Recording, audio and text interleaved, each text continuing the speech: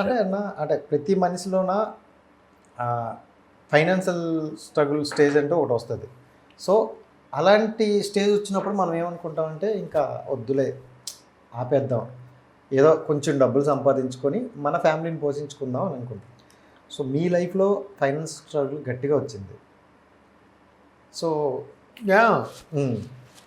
ఎప్పుడు నాకు financial problem ఎప్పుడు అనిపించలే. ఇప్పుడు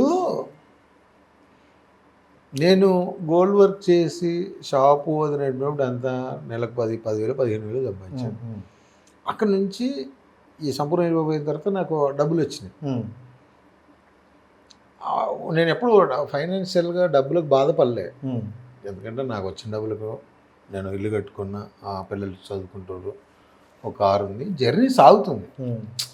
ఇప్పుడు మీరు పడ్డరు అంటే నాకు ఎప్పుడు అయ్యో ఈరోజు డబ్బు లేవు, డబ్బులుంటే బాగుండు అన్నది ఎప్పుడు కాదు. ఒకవేళ అనిపించినా అంత పెద్ద ప్రాబ్లమ్స్ అయితే ఏం లేవు. ఏదో మనకు వచ్చేటి సడన్గా రాకపోవడము, లేకపోతే మనం ఇవ్వాల్సిన వాళ్ళు ఎప్పుడన్నా సడన్గా మాకు కావాలన్నప్పుడు తప్ప, కానీ డబ్బుల గురించి పెద్ద ప్రాబ్లం ఏం లేదు. సూపర్. అండ్ అంటే ఇండస్ట్రీకి బిగ్గెస్ట్ స్టార్ అంటే మనకి చిరంజీవి గారే చెప్తాం. సో ఆయన కూడా ఒక్కోసారి మీ సినిమాలను ఎంజాయ్ చేసామని అన్నారు. అంటే చిన్నప్పుడు మనం ఏంటంటే ఆయన సినిమాలు చూసి, అంటే ఒక నలుగురు ఉంటారు, చిరంజీవి గారు కావచ్చు, వెంకటేష్ గారు, బాలకృష్ణ గారు, ఇలా ఈ నాగార్జున గారు, వీళ్ళే అప్పుడు స్టార్స్ అన్నమాట. వాళ్ళ సినిమాలు చూసి మనం ఎదిగిన వాళ్ళు మన సినిమాలు చూసి పొగిడినప్పుడు ఎలా అనిపిస్తుంది అన్నది? అసలు అది మామూలుగా ఉండదు. అదే అంటే మనం ఊహించం. అదే కదా. అలాంటిది వాళ్ళు నేను ఒకసారి పెద్ద డైలాగ్ చూపించినప్పుడు భలే చెప్పాను. నన్ను ఎన్ని రోజులు ప్రాక్టీస్ చేశాను గురుగారు, ఒక 20 days చేశానన్న. బాగా చెప్పావు, బాగా గుర్తుపెట్టుకున్నాను. అది అనుభవించినట్టు తెలుస్తుంది. ఇప్పుడు మీరు ఎంత బాగా ఎంజాయ్ చేశారని నేను నీకు చెప్పలేను, కానీ ఫుల్ సాటిస్ఫైడ్. మీరన్నట్టుగా వాళ్ళ సినిమాలు చూస్తూ పెరిగి, వాళ్ళ డ్యాన్స్లు వేసి, వాళ్ళ డైలాగులు చెప్పి, కొన్ని రోజులకు ఒక బుక్లో కథ జరిగినట్టుగా, కథలో మార్పు జరిగినట్టుగా మన జీవితంలో అలాంటి మార్పు వచ్చినప్పుడు ఎంత హ్యాపీ ఉంటుంది.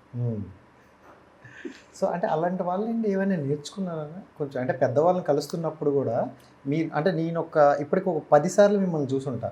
అంటే కొన్ని ప్రెస్ మీట్లో పెద్ద పెద్ద వ్యక్తుల దగ్గర, ప్రతి ఒక్కరి దగ్గర నుండి మీరు ఆలోచించి మాట్లాడి, మీరు వాళ్ళ కళ్ళల్లో అలా చూస్తారనమాట. అలా సో ఏంటి అంటే ఏదైనా తెలుసుకుంటారా ఏంటి? ఒక మాట ఉంటుందండి, మనం మాట్లాడేది మనం వింటూ మాట్లాడాలి. ఓకే. అప్పుడంటే మిస్టేక్స్ జరగవు, పొరపాట్లు జరగవు అని చెప్తారు కదా, అది కొంచెం దాంట్లో ఉంటా. ఓకే. సో కరెక్ట్గా వింటూ మనం ఏం చెప్పాలనేది మాట్లాడతారు. మనం మాట్లాడేది మనం వింటూ, మనం మాట్లాడేది మనం వింటూ. అది ఒకసారి మీరు అబ్జర్వ్ చేయండి, బాగుంటుంది. నిజంగా ఈ తీరి ఏదో బాగుంది.